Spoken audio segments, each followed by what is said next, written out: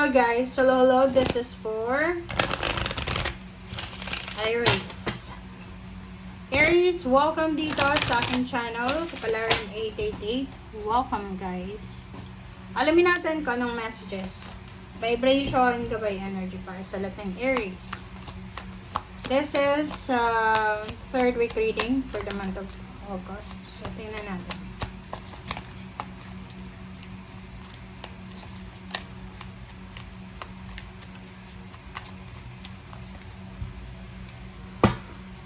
Okay, purification to resurrect. The secrets of resulting from the power. The Scorpio.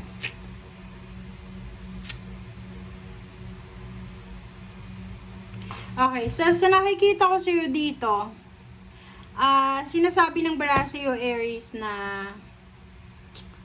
marami kang mga nililihim ba? Or marami kang gustong ilihim? Parang ganun.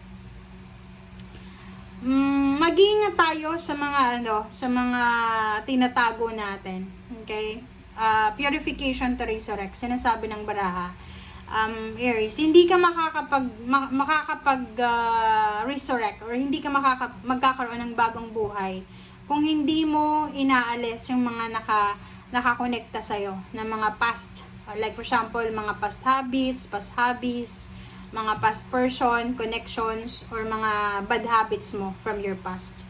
Parang ganun lang yun eh. Like, for example, di ba, yung halimbawa, yung mga galing sa kulungan, okay? Pag galing sa kulungan, pag nakalabas na sila, marami silang resolution, ganyan, na magbabago na ako. Pero pag nakalabas na sila, magsisimula ulit sila. Like, for example, sabihin natin, anong rason kung bakit ka nakulong? Okay, nakulong dahil sa ganito, ganyan. Pag labas ng ganun pa rin yung ginagawa. Wala, parang kailangan mo munang baguhin yung mga habits mo, yung mga ginagawa mo para dire-diretso yung pagbabago. Kasi hindi ka makakapagsabi na nagbago na ako pero ganun pa rin yung habits mo, di ba? Okay, and iwasan natin yung sobra-sobrang aggressiveness, okay? Kasi hindi natin kumbaga makukuha kung ano yung gusto natin dahil lang sa sobrang aggressive tayo. Walang ganon. Pero may mga taong ganon na nakukuha nila ang gusto nila dahil sa spoiled sila, aggressive sila, parang pinakikisamahan, pinipeople place ng mga tao. Pero hindi yun applicable sa lahat ng tao.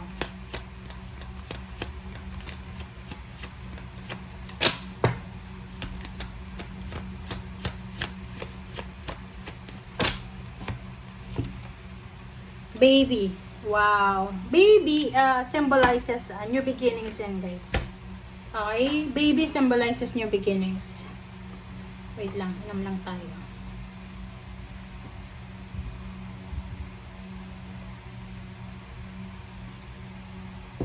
Diba? So, sabi sa'yo ng bara sa'yo dito, Aries, na mag-decide ka na daw, okay? Kung gusto mong magbago yung buhay mo, kung gusto mong maayos yung takbo ng buhay mo, mag-decide ka. Kasi nasa iyo yun eh. Wala naman sa ibang tao. Kaya sabihin mo na, magbabago na ako. May bago na akong plano. Ganito, ganyan. Magre-resign ako kasi gusto kong mag-apply sa isang magandang company. Pero kung wala ka naman ginagawa, yung kilos mo ay contradicting sa sinasabi mo, walang mangyayari. Nakikita ko sa'yo dito na siguro may iba sa inyo na nawawalan kayo ng motivation. Okay? Motivation, inspiration. So, kung may anak ka, gawin mo yung anak mo. Kung hindi ka na-inspired sa asawa mo, sa girlfriend mo, boyfriend mo, kung hindi na kayo inspired sa family nyo, gawin yung inspiration, yung mga maliliit na bata. Kasi tingnan mo yung yung mga babies or yung mga kids, apaka-inosente nila, 'di ba? Inosente, nag-aaway-away sila, tapos maya-maya nagbabati na naman. At tapos small things lang masaya na sila, 'di ba? So like for example, naglalaro lang sila ng mga kung ano-ano, masaya na sila. So parang ganoon. So isipin mo na bawasan mo yung sobrang expectation. Yun, doon ka masisira, doon ka madi-depress, doon ka magkaka-anxiety pag palagi kang nag-i-expect. Okay? Kasi sa expectation na yan, kahit sa sarili natin, huwag tayong masyadong may expect sa sarili natin. Okay? Like for example, kung nagtatrabaho ka work from home, or ano bang trabaho mo, Tapos mayroon kang nilalagay na quota sa sarili mo na, this week, kailangan maabot ko yung quota ko. Eh, hindi mo alam, baka this week is magkasakit ka. This week is baka puyat ka, hindi ka makatulog sa gabi. So, wala kang dapat na expect. Just go with the flow lang. Parang ganun.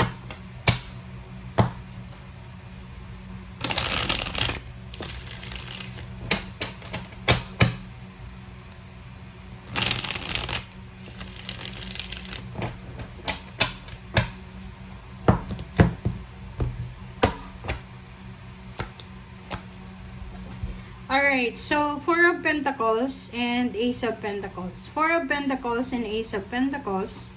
So, nakikita ko sa'yo dito yon, Aries, kung may pagkakataon kayo sa linggong ito na magkaroon ng pera, i-secure nyo siya, diba? Ilagay mo sa bank account, or itago mo siya, kasi mahirap ang pera ngayon.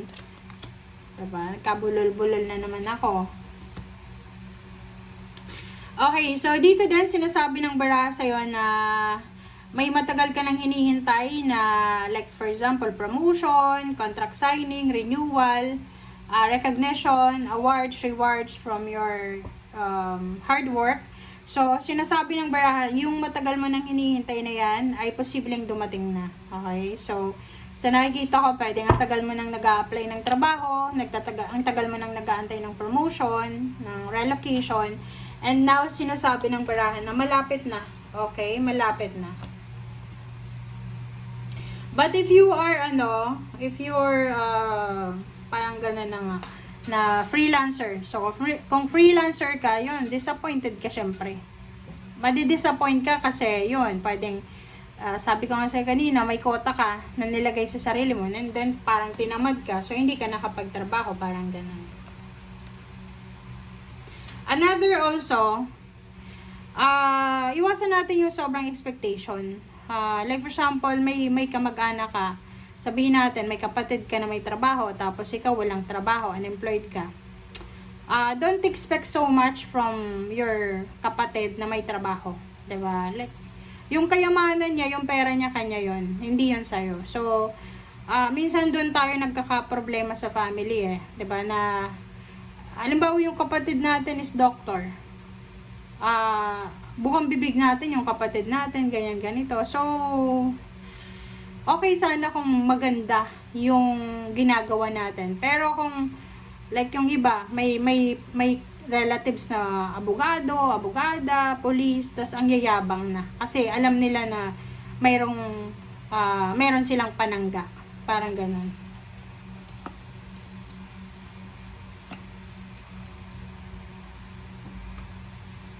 Okay, Page of Cups. So, nakikita ko sa'yo dito na posibleng may magbabalik sa'yo.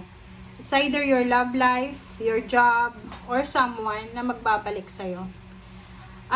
Nakikita ko rin sa'yo dito na there's a celebration this week, family celebration, job, career, recognition, and awards. So, nakikita ko na masaya ka. Masaya ka naman. Marami kang celebrate sa linggong ito. Maraming good tidings, celebration ka. Pwedeng travel, homecoming, ganyan, ganito. Okay? There's a family celebration. There's a good week para sa'yo. Thank you guys. Bye!